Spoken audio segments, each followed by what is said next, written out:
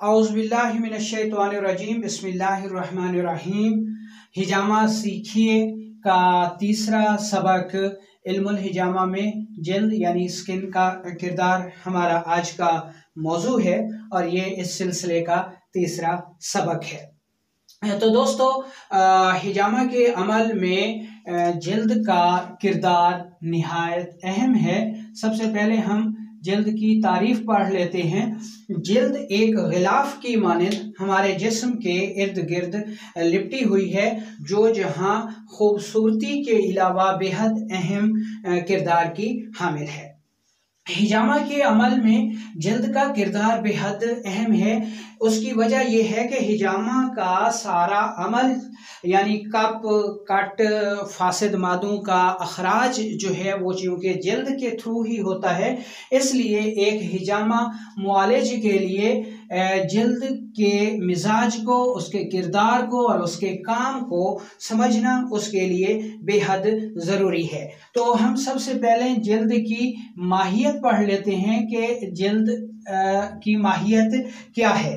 कानून मुफरद अज़ा जल्द यानी स्किन का मिजाज गुदी मुकर्रर करता है, यानी गुदी उजलाती और गुदी आसाबी।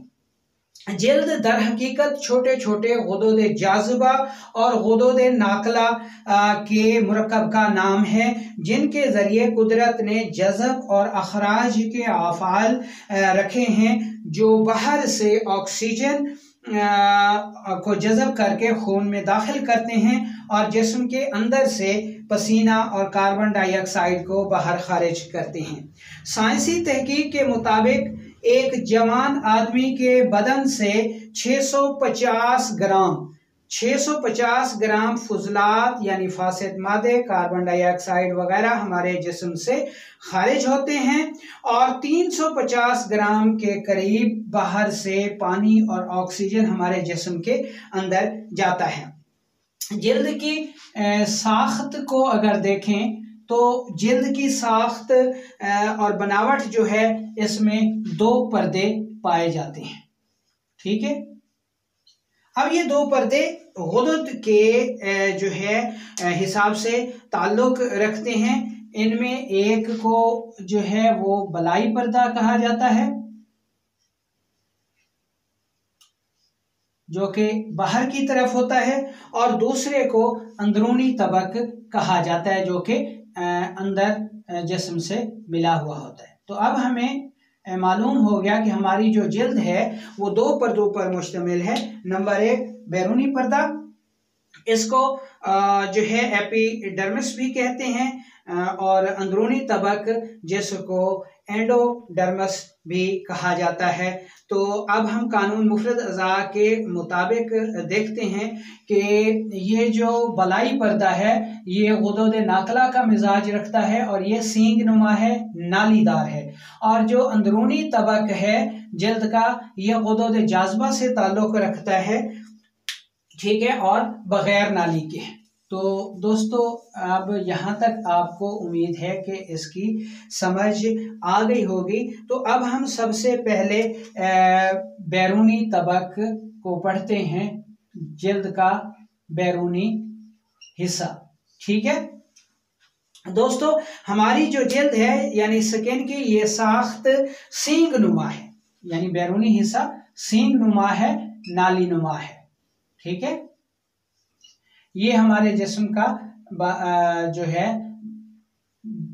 बैरूनी हिस्सा है, जिसको हमने सींग नुमा कहा, और जो अंदरूनी हिस्सा है ये इस तबक के नीचे चर्बी की तह होती है, और ये शरियानों के आखिरी सिरों यानी असाब के आखिरी सिरों, बालों के फॉलिकल्स और पसीने के गुदुद से जुड़ा होता है। अब हम जो जल्द के तबकात हैं यानी 2 तबके, बैरूनी हिस्सा और अंदरूनी हिस्सा। बैरूनी हिस्सा को हमने पढ़ा जी कि वो नालीदार है, सींग नुमा है, और जो अंदरूनी हिस्सा है वो गुदूद जाज़बा पर मुश्तमिल है। गोया जल्द का बैरूनी हिस्सा गुदूद नाकला पर मुश्तमिल है, जो कि फुजलात को खारिज करता है, मसामात पर मुश्तमिल है, और जो जल्द का अंदरूनी हिस्सा है ये गुदूद जाज़बा पर मुश्तमिल है। जल्द के तबकात और कानून मुफरद अज़ा की तशरीह के हवाले से अब हम इसको समझ लेते हैं। तो इसमें याद रखें कि जल्द का जो बैरूनी तबक यानी सींग नुमा या नालीदार है, जिसे हम गुदूद नाकला कहते हैं और उर्फ़ आम में इसको हम मसामात भी कहते हैं। इन्हीं मसामात के ज़रिए जिस्म व खून के अंदरूनी फुजलात जिस्म से खारिज होते हैं। यही नालीदार गुदूद हैं जिन्हें हम गुदूद नाकला कहते हैं। गुर्दे इसकी बेहतरीन मिसाल हैं। जल्द का जो अंदरूनी तबक है इसको हम गुदूद जाज़बा यानी लम्फेटिक ग्लैंड्स कहते हैं, जो अंदरूनी तौर पर शरियानों के आखिरी सिरे पर मिला हुआ है, जबकि बैरूनी तौर पर ये नालीदार गुदूद यानी गुदूद नाकला से मुंसलिक है। तो ये आपको उम्मीद है कि अब समझ आ गया होगा। तो जल्द के तबकात और हिजामा में इसका क्या अमल है। जल्द स्किन के दोनों तबकात का हिजामा के अमल से बहुत गहरा ताल्लुक है, क्योंकि जब तक जिस्म में पड़े हुए फुजलात यानी फासिद मादों को जज़ब करके गुदूद जाज़बा खून में दाखिल नहीं होते, उस वक्त तक ना ही गुर्दे इन फासिद मादों को खारिज कर सकते हैं और ना ही मसामात बदन और ना ही हिजामा का अमल, क्योंकि गुर्दे मसामात बदन और हजामा का अमल किसी फाजिल शय को खून में उस वक्त तक खारिज कर सकते हैं जब वो खून में आ जाती है। जब तक वो बदन की खलाओं में पड़ी रहती है, तकलीफ देती रहती है। जो ही गुदूद जाज़बा उस मवाद को चूस कर गुदूद नाकला में दाखिल करते हैं और वो चीज़ खून में आ जाती है, तो फिर जल्द के ज़रिए हम कप और कट के ज़रिए उसको निकाल देते हैं। तो अब हम ये पढ़ते हैं जी कि ये अमल कैसे काम करता है। हमने पढ़ा कि जो बच जाने वाली रतूबात हैं, जिनको आज़ा ग़िज़ा उनके तग़ज़िये से बच जाती है, और इन ग़िज़ाई अज्ज़ा को और फासिद मादों को ये जो गुदूद जाज़बा हैं ये चूस कर वरीदों में डाल देते हैं, और वरीदें इस ख़राब खून को जिस्म के मुख्तलिफ हिस्सों पर लाकर साफ़ करती हैं। मसलन गुर्दों में पेशाब है तो गुर्दों के ज़रिए, पखाना है तो आंतों के ज़रिए, रेक्टम के ज़रिए, पसीना है तो जल्द के ज़रिए, और कार्बन डाइऑक्साइड जो है वो सांस के ज़रिए खारिज होती है। तो अब जब तक गुदूद जाज़बा अपना काम नहीं करेंगे, गुदूद नाकला इन फासिद मादों को खारिज नहीं कर सकते। तो अब हम ये देखते हैं कि हिजामा के अमल से ये काम होता कैसे है। दोस्तों, जब हम हजामा हम सब समझते हैं कि दो अफ़ाल पर मुश्तमिल है, एक को हम ड्राई कपिंग कहते हैं और दूसरे को हम तर कपिंग कहते हैं। अब इसको समझने की कोशिश कीजिए। ये जनाब हमने पहली दफ़ा जो है ये कप लगा दिया, ठीक है जी। कप लगाकर इसमें जब हमने प्रेशर क्रिएट किया तो खून का मनफी दबाव यहाँ पर बन गया और खून यहाँ पर गर्दिश के लिए पहुँच गया। अब जब खून यहाँ पर आया तो ये जो गुदूद जाज़बा थे, जो कि अपना फेल इनका ख़राब हो चुका था और इन्होंने अपना काम कम कर दिया था, जब खून यहाँ पर आता है तो ये गुदूद जाज़बा एक्टिव हो जाते हैं और ये इस मकाम पर रुके हुए फासिद मादों को चूस लेते हैं। चूस कर ये वरीदों में दाखिल कर देते हैं। जब फासिद मवाद इन वरीदों में यानी गुदूद नाकला में आ जाता है तो फिर हम ये कप दोबारा लगाते हैं और इस मकाम पर अब जब हम ये कट लगाएंगे, ठीक है, तो दोबारा जब ये कप लगाएंगे तो अब इस मकाम पर जो फासिद मवाद गुदूद नाकला में आ चुका था वो इस कप और कट के ज़रिए जिस्म से खारिज हो जाता है। तो गोया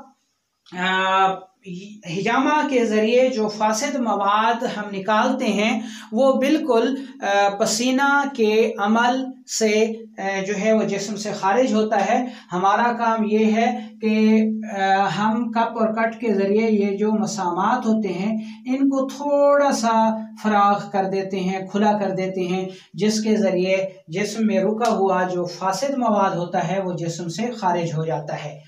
यानी अब इस सारे सिस्टम को समझने की कोशिश कीजिए कि पहली बार जब हम ड्राई कपिंग करते हैं, ठीक है,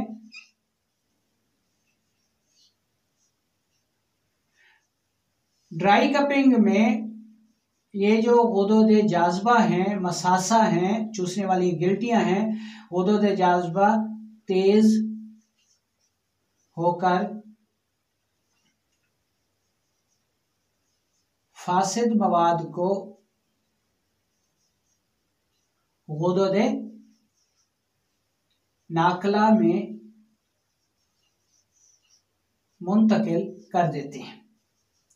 अब जब ये फासिद मवाद या टॉक्सिन गुदोद नाकला में आ जाता है तो दूसरी दफ़ा जो हम तर कपिंग करते हैं और इसमें हम कट लगाते हैं, तो तर कपिंग के अमल से चूँकि फासिद मवाद गुदोद नाकला में आ चुका होता है, तर कपिंग से गुदोद नाकला में आया हुआ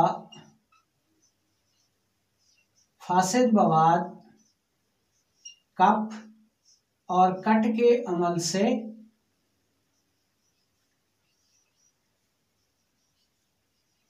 जिस्म से खारिज हो जाता है।